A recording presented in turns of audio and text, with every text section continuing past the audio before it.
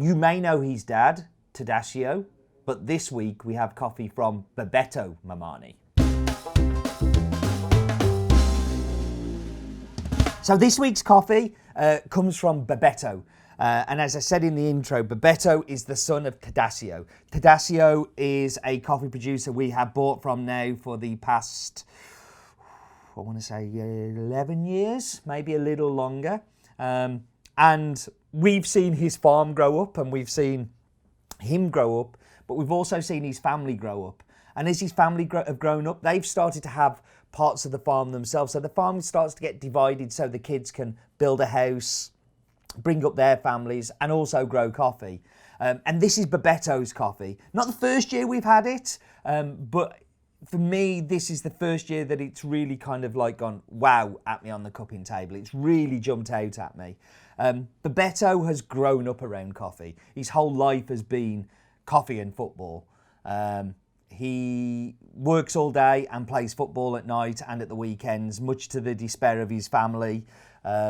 But that's the Mamani's life. They all play football together. They all work together. They all help each other on each other's farms. So when picking needs to be done, and Bebeto doesn't have any picking, he goes to his other brothers or he'll go to his dad's farm and they will start picking there. It's that kind of team approach, which the team approach you need in football.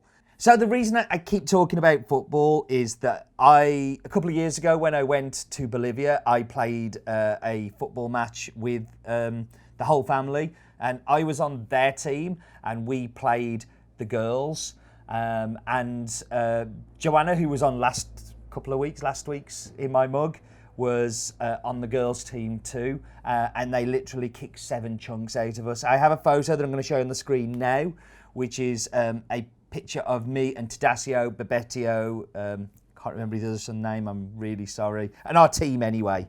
So yeah, that was pretty much a highlight. But I just love that they're a team. I love that they're also getting their own personalities by being allowed to have their own part of the farm and produce coffee that's a little bit different. They're doing all of the depulping and processing on the farm and delivering the parchment to the mill. So again, they're getting to add their little stamp to it and make these coffees just a little bit different. Somebody who I see as very, very different is Roland. Let's hear his daft fact of the week. I've got no powder for him.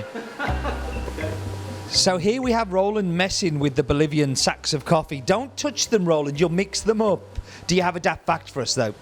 Did you know that Bolivia has the largest salt flats on Earth, which are nearly the size of Jamaica? I know, because I've been.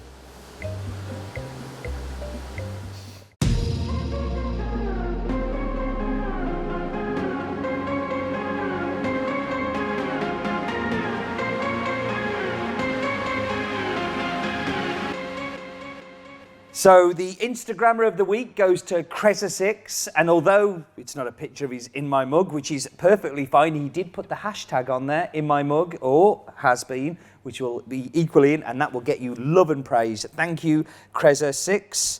I'm using my In My Mug episode 200 mug because episode 600's coming up soon, and maybe we do something special for that too. Yeah, 200 was I think it was a live one. I'm going to go back and watch episode 200 and let me know what it was. But I've got a feeling that we actually did a bit of a meet-up here at the roastery. I know, such a long time ago. Nearly 7-8 years ago. But let's get into the coffee. So in the cup, I'm getting like a dark chocolate. I'm getting like a little bit of a lychee in there as well, that kind of real like sweet acidity. It's really mouth covering as well, like real thickness and gooiness to it. But also beautiful long aftertaste that just kind of goes on and on. It really is a fantastic coffee. Thank you very much for joining me as always. And do remember, life is too short for bad coffee.